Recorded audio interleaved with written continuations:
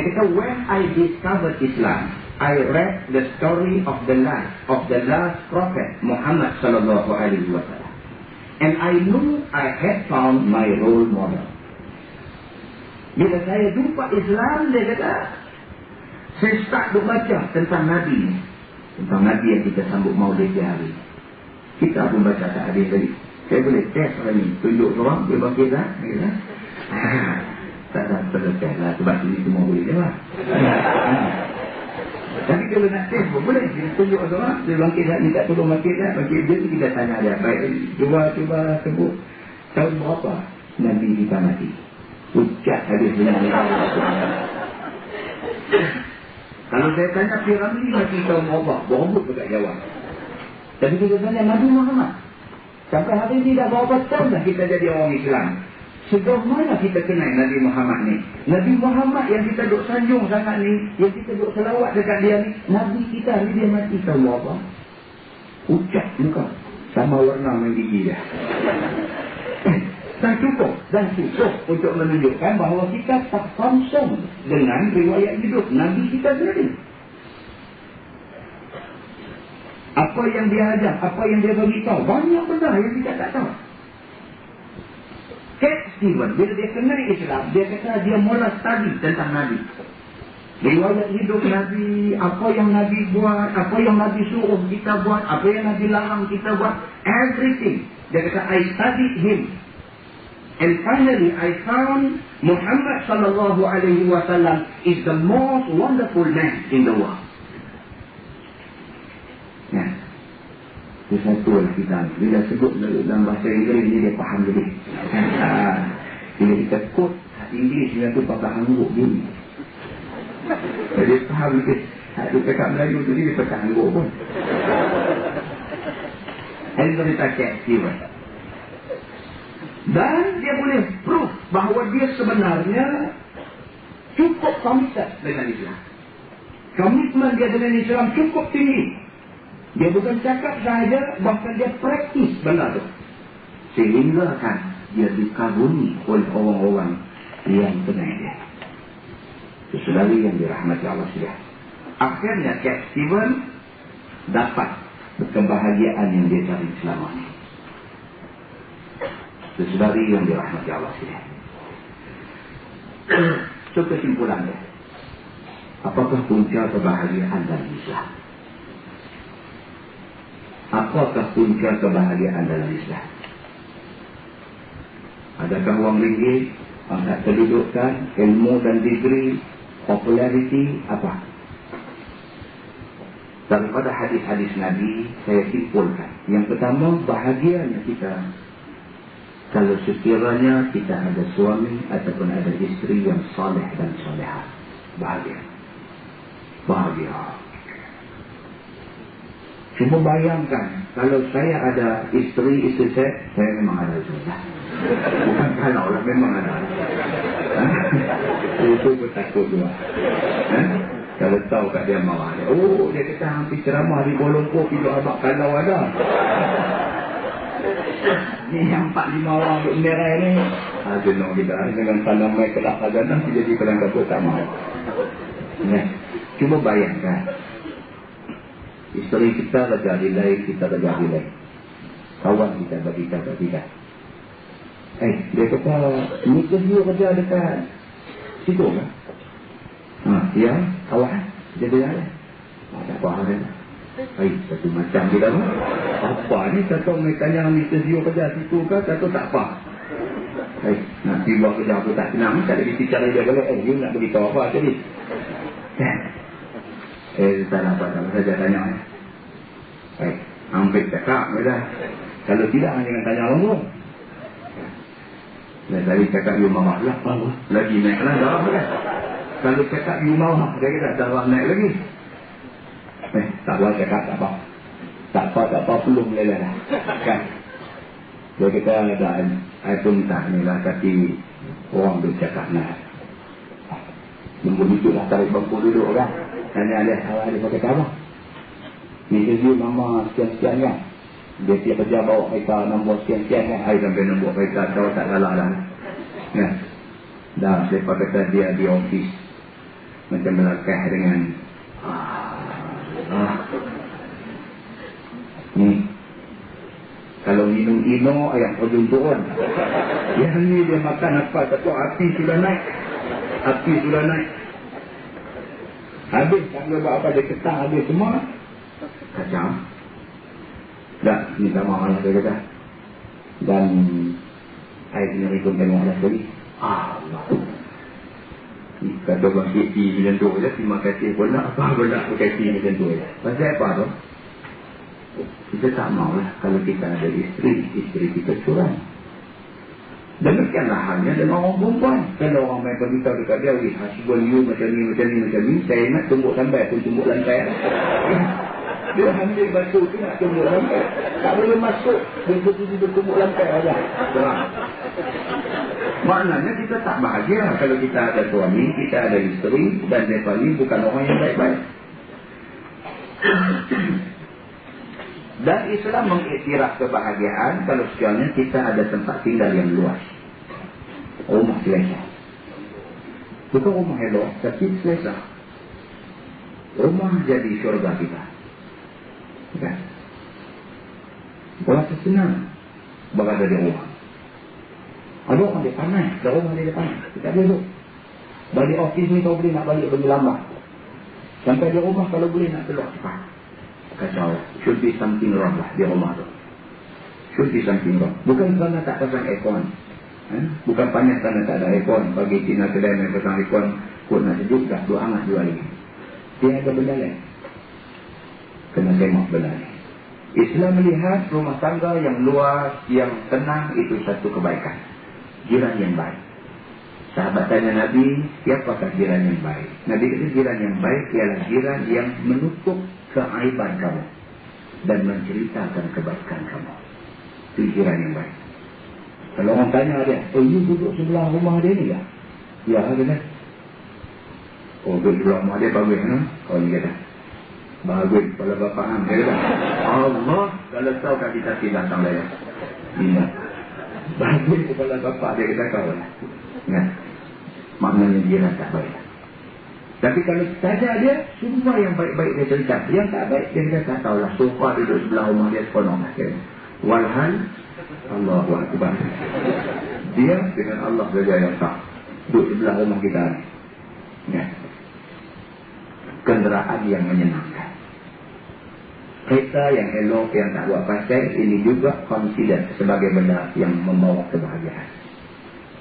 Ni nak main kerja daripada kampung Nahkoda, nak main jalan duta atau 3 kali mampu ikut jalan saya. Ni kau dah tukar pun lah. Tukar pun. Tak ada duit hutang dia dah tukar juga. 3 kali nak sampai jalan duta. 3 kali. Sampai kawan-kawan tahu lah. Kalau lalu tengok tepi jalan tu, ada. Saya ingat tak nak lah. Tapi aku orang ni duit banyak semua. Ya. Anak-anak yang baik. Ibu bapa ni apa yang dia nak sebenarnya? Ibu bapa, apa yang dia nak? Dia nak kita bagi duit kat dia sebulan 1,000? Kalau bagi pun baguslah. Ya, tapi kalau tak bagi pun taklah sampai dia kecil hati. Tapi yang ibu bapa nak satu aja. Jaga nama baik dia. Tunjuk kasih sayang pada dia. Cukup lah. Dan saya berpeluang kena rapat dengan Tan Sri Tajudin Ramli. Dia ni betul-betul kampung buat. Bagus dia, cukup bagus. Tan Sri Tajudin Ramli. Bila saya tengok budak-budak Telkom yang kerja dengan dia, bonus syarikat bagi, sumbangkih dia bagi. Sumbangkih dia bagi, ini personal check dia bagi. Ada yang dapat sampai 60,000 ringgit soal. Dia bagi. Those yang terlibat semasa awal-awal Telkom dulu ni. Masa early age Telkom dulu, siapa yang kerja dengan Telkom sampai hari ini masih kerja dengan Telkom, ikut seniority. Dia orang yang kerja dengan Telkom, dia bagi. Dia panggil sumbangsi daripada santri. Saya jumpa satu kawan, engineer Telkom, dia dapat 45,000. Dia kata, Ustaz, kami kena pergi jumpa Santri, masuk tong solat. Masuk, dia tulis cek. Dia ada senarai di sebelah tu. Dia ni nak bagi berapa, dia ni nak bagi berapa. Dia tulis personal check. Saya ingat nak bagi 45,000, 4 atau 5,000, pokoknya 45,000. Saya pegang cek ketak dia, tak. Tumpang, saya dah tak boleh. Tak sangka dia nak bagi banyak tu. Bila dia buat function untuk Telkom dan sebagainya, untuk Northern Region, dia panggil kita turun briefing agama dan sebagainya. Buat very simple. Kita duduk bersilah ramai-ramai, bercakap. Dia pun duduk. Kita bercakap tentang benda-benda agama dan sebagainya. Kita tengok speech dia. Very good person. He's a very religious man. Religious. Semayang Isyak, semayang Tarawih dengan dia. Kami buat di Telkom Northern Branch. Semayang Isyak, saya suruh dia jadi imam. Dia kata Ustaz jadi imam. Saya kata tak, Santri jadi imam. Tak boleh kan, kalau Ustaz tak ada, tak apa. Saya kata tak ada lah. Saya duduk dengar orang duduk cerita Santri ni bagus dengar, hari ni nak dengar. Kalau tak betul, Fatihah dia ni cukup betul tak lagi. Santri jadi. Oh, macam tu lah dia. Okay, I accept the challenge.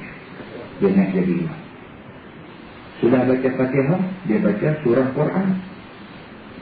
Tak inna fi khalqis samawati wal ardi, kata Allah. Dan lagi hafal ayat Quran. Dan lagi. Mana dengan kapal terbang dia lagi, mana dengan telefon dia lagi, mana dengan hari. 4 lagi hafal Quran. 2 rakaat sembahyang Isya tu dia baca surah Quran. Habis kami nak sembahyang Tarawih, kita buat 8 rakaat saja. Dia kata, okey Ustaz ni turn. Saya kata terasa sedap pula dah. Saya kata Santri, you continue 4, another 4, and then the last 4 saya buat. Oh, macam tu pula dah. Saya kata macam tu. Oh, ini tak boleh jadi. Saya kata pagi jadi. Dia sambung lagi 4 rakaat Tarawih. Dia baca surah Quran. Maknanya, dia hafal banyak surah Quran. Dia hafal banyak. Betul-betul saya kenal dia, tapi saya tak sangka dia boleh ingat macam tu. Jadi saya pun semayang jadi tak apa-apa. Dengan kerana duduk ingat dia ni, dia hafal, bilang, dia dan. Jadi saya punya pahala korang sebenarnya. Tak cerita juga lah benda tu kan. Jadi kita jadi satu kacau pula ingat dia ni. Dia hafal, bilang, dan tu hafal ni. Kacau macam dia jadi kacau dia. Nah, adik semua. Saya sembang dengan orang kanan dia, Syed Azim. Dia tanya, Pak Tuan, Santri kita ni gila dia dah hafal Quran. Dia kata, saya tak tahu Ustaz. Tapi setakat yang saya tahu, amalan Santri, bila dia naik kapal terbang dia take off saja, dia baca Quran.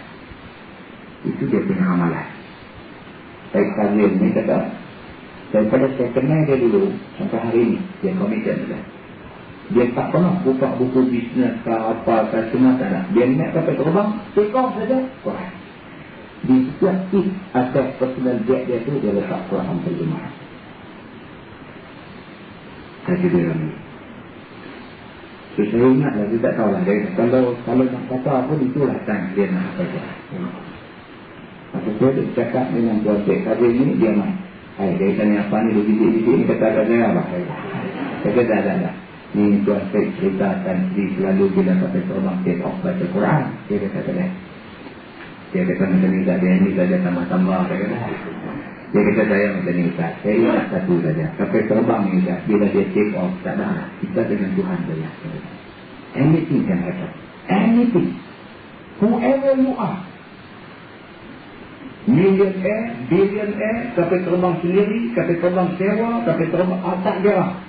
Bila take off, kita dengan Allah saja. Anything can happen. Boleh crash, boleh jadi macam-macam. So, dia kata bukan minta benda tu jadi. Kalau nak jadi accident, biarlah kita tengah baca Quran.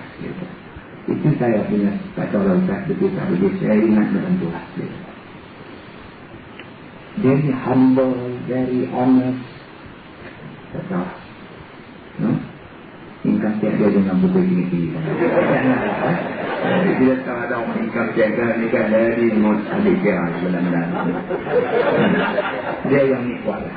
Bagi kepada kebajikan untuk Islam, very strong dia bagi. Kita confident benda-benda macam ni. Saudari yang dirahmati Allah dia. Tak bukan dia suruh saya main abang ni lah. Dia orang cas di kantin mana pun dia boleh bayar. Lepas tu buat apa kita susahkan dia kalau kita tahu dia jenis orang yang macam ni. Nah. Baik. Anak yang baik ni contoh kita habaq tadi.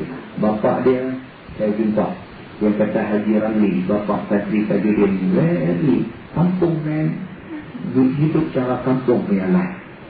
Bapa dia tak ada nampak macam bapa milianer. Bagus bapa ni.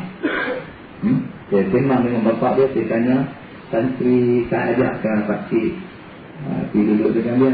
Oh tak boleh duduk Ustaz, dia kata. Dunia kita di kampung, dia kata. Dunia kita sembahyang jemaah di masjid. Dunia kita ayam isi. Dunia kita petang-petang kawan-kawan yang sembang di rumah, itu dunia dia. Saya kalau pergi rumah dia pun saya tak boleh duduk, dia kata. Tak ada dunia kita di sana. Tapi dia tiap-tiap kali balik Ustaz, ayah duduk dengan saya, saya nak duduk dengan ayah, nak duduk suasana kampung. Tapi cari satu tempat, saya beli jadi kampung, ayah duduk Ustaz. Buatlah kawan ada tu. Dan kita ni boleh sembang lah. Dia kata. Ya. Baik. Kebahagiaan juga dilihat dari segi kawan dan sahabat yang baik. Kalau kita ada kawan yang selalu bagi kita punya hidup cool, elok, bahagia kita. Jadi kalau kawan kita jenis duk perangat kita bagi lingkup, bagi rosak, jangan dia. Kawan ni Imam Al-Ghazali kata ada 3. Yang pertama kawan yang bila kita kawan dengan dia banyak memberikan nasihat kebaikan kepada kita. Imam Ghazali kata kawan dengan orang lain. Kita kawan dengan dia ni very informatif. Banyak benda dia beritahu kat kita. Benda tentang agama, tentang apa, banyak kita dapat daripada dia. Kita tak ada nak kita nak ceramah agama, mengajak di masjid, kita tak ada. Kita tak sempat. Tapi kawan juga ni, dia banyak. Dia bagi input agama dan input kesedaran dekat kita. Imam Ghazali kata, kamu kena jaga kawan. Yang kedua, kawan yang apabila kamu kawan dengan dia, kamu boleh memberi nasihat pada dia dan dia terima. Kawan dengan orang dia, kita nasihat dia kan? Allah, my office ni tak salah, dia pakai mulut-mulutnya apa ni ya. Tak bukan ada apa, tapi ni kesian kawan kita lelaki-lelaki ni, dia tergugat dan terancam dan macam-macam. Jadi bukan apa, jadi bila tengok tu jadi tak nak pakai lah, senang nak pakai dia di rumah. Oh lah sampai hidup juga. Abang lelaki kita dapat kan. Abang orang lain jangan. Sebab memang Allah jadikan lelaki-lelaki dan perempuan ni dia punya magnet kuat. Magnet dia kuat. So jangan kita tambah lagi kekuatan magnet tu. Allah leceh. Jangan. Jadi kita sendiri jaga diri kita dan kita membantu kawan-kawan satu pejabat dengan kita yang lelaki-lelaki daripada terkena kerana kita. Sama. Sebenarnya yang macam ni bila kita tahu, kita slowly kita tinggal. Tak akan jadi cedera mana kalau kita tinggal benda-benda yang kurang baik. Dan dressing kita di office dan sebagainya, tak payah duk compete sama-sama kita. Baju bunga kecil aku beli besar punya. Bumbuan di bayan nila di bawah kata saya. Jadi biasa tu lah. Ya. Kadang-kadang kita pun nak tanya lah, betul-betul yang pakai fashionable tengah-tengah ni nak tunjuk kat apa? Nak tunjuk kat apa? Nak tunjuk dekat orang lain buat apa? Tunjuk dekat suami sudah lah. Kan? Main di pejabat ni dia, kita pun senang buat kerja dan orang lain pun senang buat kerja. Kita tak kacau orang tak kacau kita. Kan? Keadaan jadi cantik dalam ofis. Saya tak tahu di KL ni saya ingat okey lah tu. Tapi kalau di sebelah Pulau Pinang dan kesian rumusan demi rumusan, macam-macam affair, macam-macam skandal ada di office. Macam-macam skandal. Bos dengan sekretari, tak lagi staff sama staff, tak lagi staff dengan office boy, macam-macam jadi. Masa lunch boleh jadi kerja. Lunch sekali lepas lunch tinggal. rumah tumpangan ke hotel mana saja. Jadi cerita. Lepas tu bila dah sampai satu stage, dia dapat kesedaran entah macam mana ke, merasa guilty, rasa bersalah, duduk di rumah, duduk teriak, menangis. Dan suami tak tahu cerita apa, dia tengok apa pasal ni. Kena sangkut. Dia buat mana kan. Jadi dia tak pasal duduk menangis dan sebagainya. Jadi rumah tangga pun jadi vibrate dan finally tak boleh nak settle, masalah makin menimbul. Telefon ustaz ni, ustaz nak tanya sikit, kata boleh. Ustaz ni saya dengar ada satu kosong cerita pasal Lina, jadi tak boleh nanti dia telefon lagi, tak boleh. Baru cakapnya, tak boleh cakap. 4-5 kali telefon barulah boleh cerita. Ustaz dia kata, okey ni saya yang selalu duduk telefon tak jadi cakap ni Ustaz. Sampai kenal lagu tu. Saya kata okey, boleh ingat. Apa hal pula dah? Yang ni insyaAllah lah saya boleh cakap lah. Suara dan bunyi menggeletak lah. Ustaz, saya dah berzina. Kita pun lihat. Saya berzina dengan kawan ofis saya, Ustaz. Ya, actually kami pun bukan ada affair apa. Saya pun tak tahu benda ni. So, tak tahu nak kata lah Ustaz. Dia berlaku. Benda tu pantas. Saya tu tak boleh cakap lah Ustaz. Dia kata macam mana. Kami just turun lunch sekali. Lepas tu, tak tahu macam mana saya tu macam sedap tak sedap macam mana. Dia bawa saya pergi ke hotel, kemudian berlaku zina. Tapi bawa sekali tu lah. Sekali tu lah. Tapi kalau ada masalah saya lah ni, saya rasa guilty. Saya tengok suami saya rasa berdosa. Saya tak boleh concentrate pada rumah tangga. Saya jadi berserabut nanti berlama. Itu luahan perasaan. Saya ingat kalau kita jaga daripada awal, prevention is better than cure. Daripada awal, jangan kita jadikan diri kita orang yang terlalu menarik di depan mata orang lain. Dan insyaAllah kita jadi seburuknya.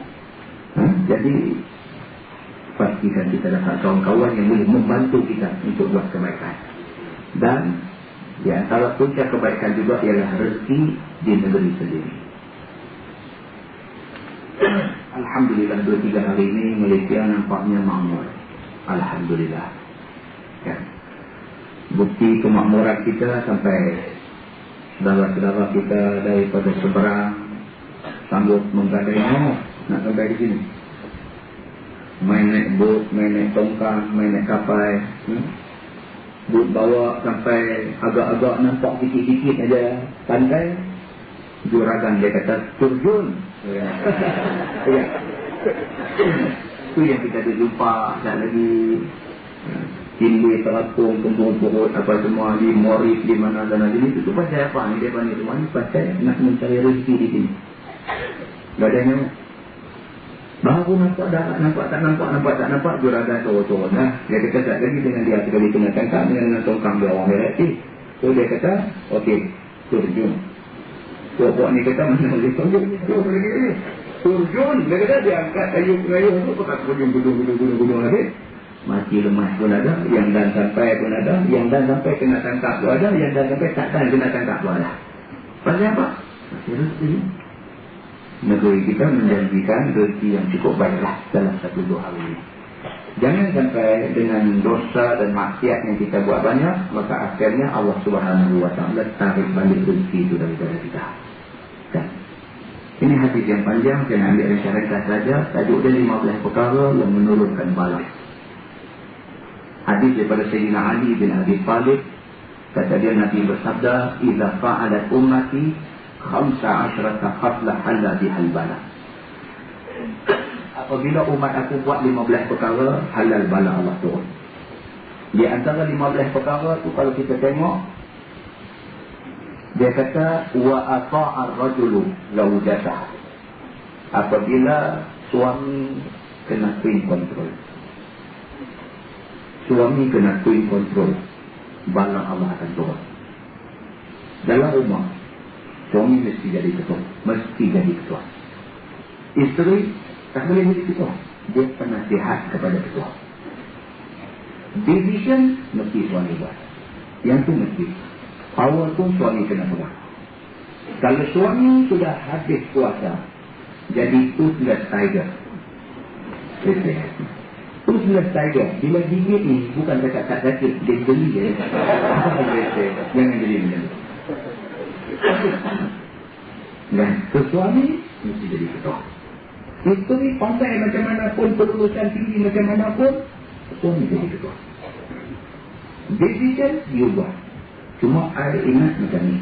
Bagi pandangan, tapi aku let husband make the decision. InsyaAllah rumah tangga aman. Tapi kalau berlaku sebaliknya, bukan kata rumah tangga tak aman, Nabi kata bala Allah akan turun. Kemudian wa'aqqa ummah, ibu diberhakati, bala Allah akan turun.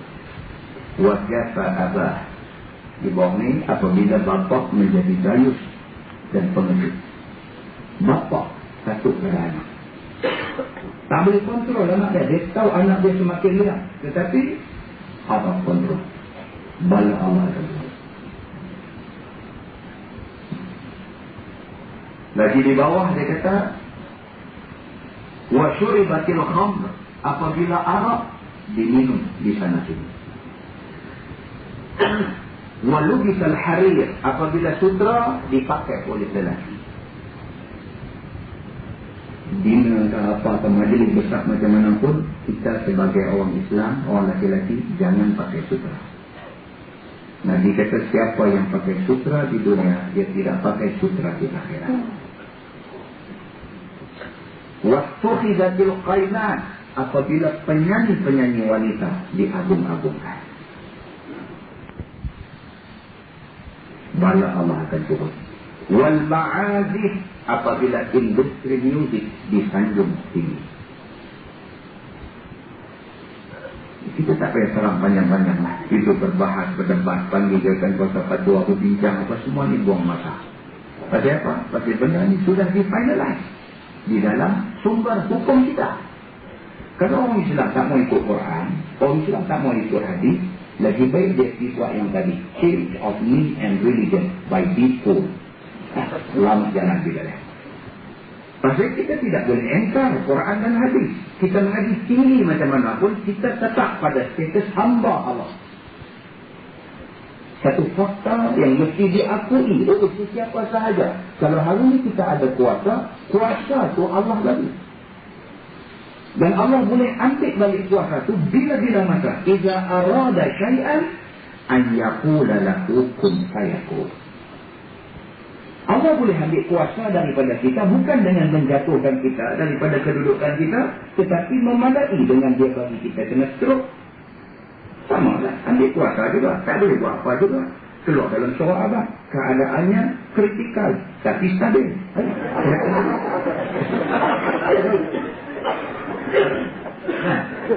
Dulu masa yang anak mulia Tunku Abdul Rahman Putra jatuh sakit, dan sama dalam satu berita akhbar, dia kata keadaan Tunku kritikal tapi stabil.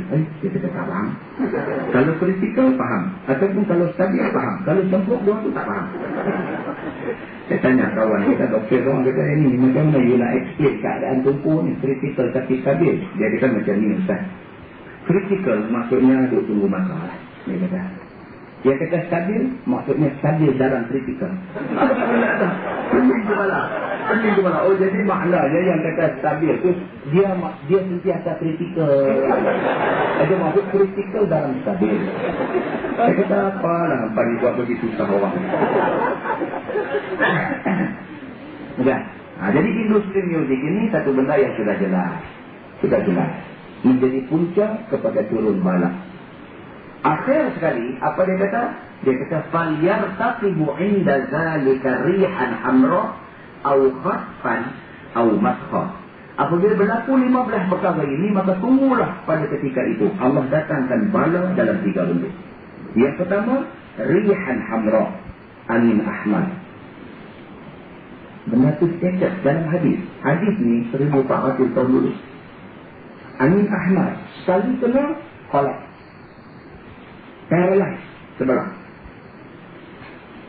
Au khasfan au maskha, ataupun earthquake, gempa bumi, ataupun Allah ubah rupa manusia. Itu saudari yang dirahmati Allah sekalian. Kita orang Islam, kita kena percaya benda ni. Lebih-lebih lagi apabila apa yang Nabi sebut datang bukti pada kita.